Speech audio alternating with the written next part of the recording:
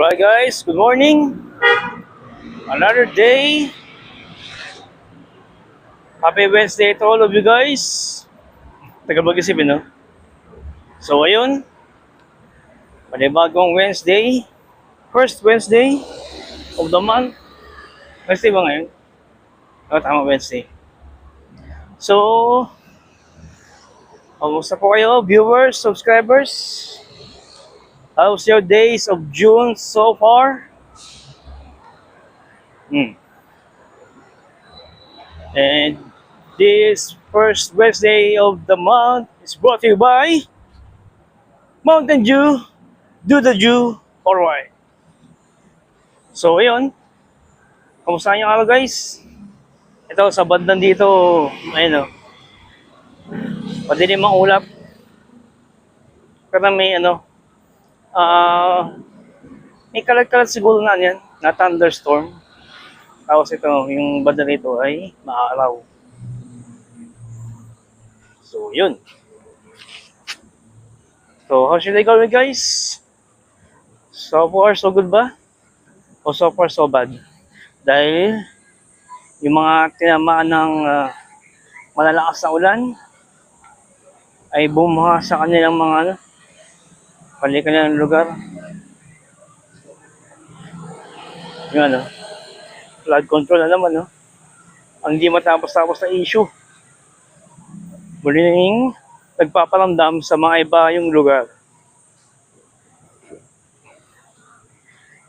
So, well, dami na problema ng Pilipinas, no? So, ayun. So, hayaan nyo na guys. Hayaan nyo na yung government na lumutos yan. Basta yung sa atin, kung may problema masalgo natin, siguro kapit-bisig na tayo at tayo naggumawa ng solusyon. Well, kung kaya naman ng pulong barangay i-handle yung kanyang lugar, bakit hindi, di ba? Yung ibang lugar nga nakakayanan yung mga yan pa kaya. So, ayun, just a simple day of topic for today's episode. Yun. Yun man. Everything is good so far. So,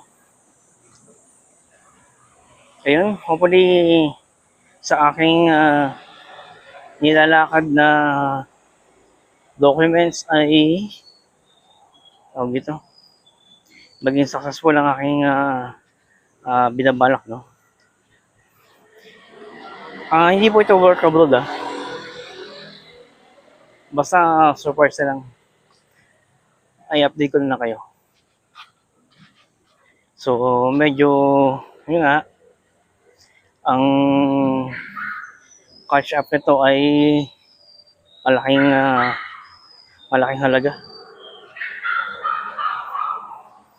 Mukhang mapapalabo na naman ako sa gastusin nito. Pero lobin naman ng Panginoon na hindi mangyari.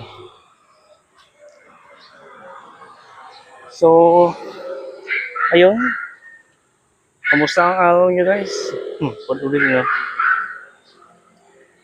So, sa ngayon, yung pagpasok ng June, inulan tayo. Umulan. Kaliwat kanan ulan. Yung iba nagdurot ng hindi man totoo niya bangba. Yun ang malabahan na 1 feet. Diba, sa daanan, yung mga baradong kalan ay hindi water flow hindi nag-overflow yung tubig ba, kaya na-stuck na naman. Well, that's Philippines. Anyway, Ayun naman ang kuliglig. Mukhang magbabadya na naman ng mainit na panahon. So, parang just a few ano lang, few discussions about kung ano ba talaga ang meron sa call center at yun na yung aking trabaho. So far guys,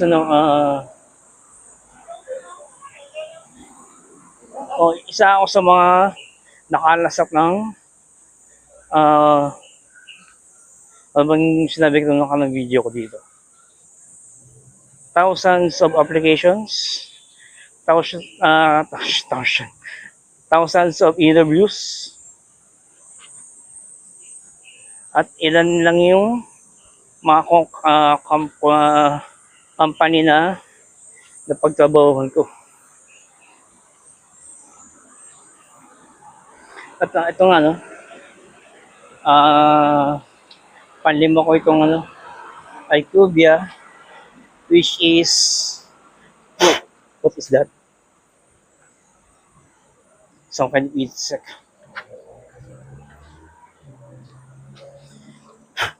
Yun.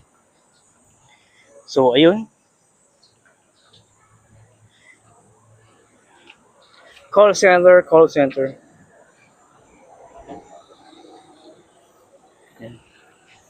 Lang ko pala. Pambihira. Anyway, call center. Yung panglimang company ko itong IQVIA. So, just a recap lang. Ang unang company ko talaga sa 2017 ay after ko mag-resign sa Sbarro Restaurant, Spark ang aking unang kumpanya. Pero lang ako doon guys, training period lang ako. Yung foundation skills training ba yun? Ang ganda na talaga ako, 1 week lang ako eh. Pero Diyos mo, kahit na medyo nag-aalanganin na yung namin sitwasyon, nagpursige pa rin ako, nag-practice ako. And then, ang first company ko ay yung Collabera. Ano siya, yung campaign ay outbound sales. Nagbebenta kami ng doon, mga modules. IT modules. Yung mga course na yung big data, Hadoop, yung mga ganun, cloud computing, Internet of Things, artificial intelligence, yung mga ganun. Pero wala eh. Naging sadyang hindi para sa atin ang larangan na yan. Kaya sumuko ako. And then yung pangalawang company ko, and then pala yung bago pala yun, Yung after kong umalis sa Collabora, iba yan? Ako? Nag-apply ulit ako. Apply sa mga call center. Gagawin, hirap naman panahon na yun, 2017. Then, ayun. Napodyagaan ako. Nakapasok naman ako sa C3. Pero training period din ako dun. Bagsak ako sa final examination. Then, lumipas sa mga buwan, October, Visaya KPO, which is negative result din ako. Then dumating ng November, at ito na yung IQVIA. Teka guys. Do the Dew, Mountain Dew. Alright.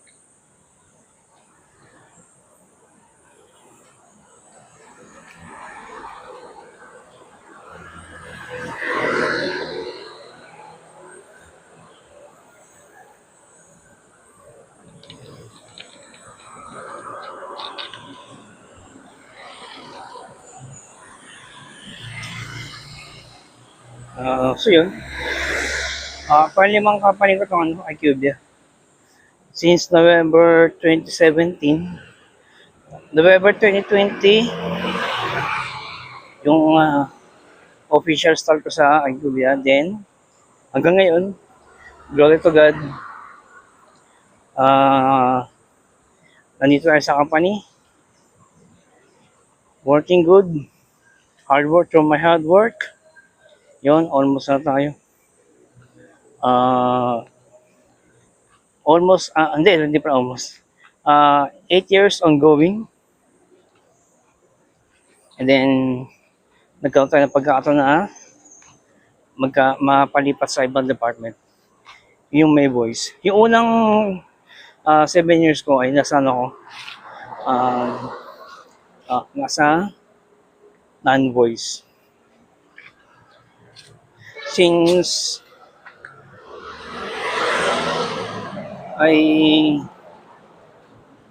tagal na ako sa non-voice department, syempre tinay ko yung sinubukan ko yung voice. Kahit pa paano, yung skills ko ay madagdagan. Yung communication skills, at tapos yung administrative task. So, yun. Glory to God that sa department ko ngayon ay 1 year and 3 months na ako. 1 year and 3 months. Last year ako napunta sa aking department na voice. So, ayun. And then, kung tatanungin niyo ako kung anong meron sa call center, tulad ng iba na sinasabi, mataas naman talaga yung above minimum, maganda yung benefits, at pagkatapos, malapit yung stoplight. So, ayun. Tambay mo tayo. So, ayun. Good salary naman siya. Good salary, good benefits. Lalo na sa panahon ngayon, kailangan natin ng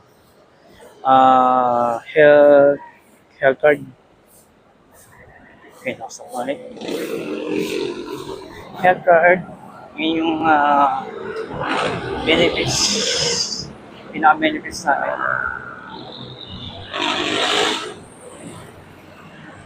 So far, okay naman. At yun ang salamat ko kahit paano. Napagtrabaho sa industry na aking inaasam. Way back 2012. So, ngayon, kahit paano,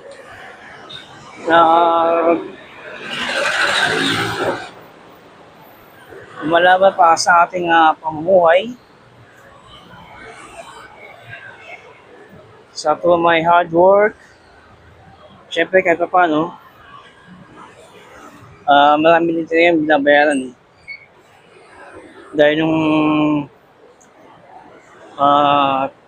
2012,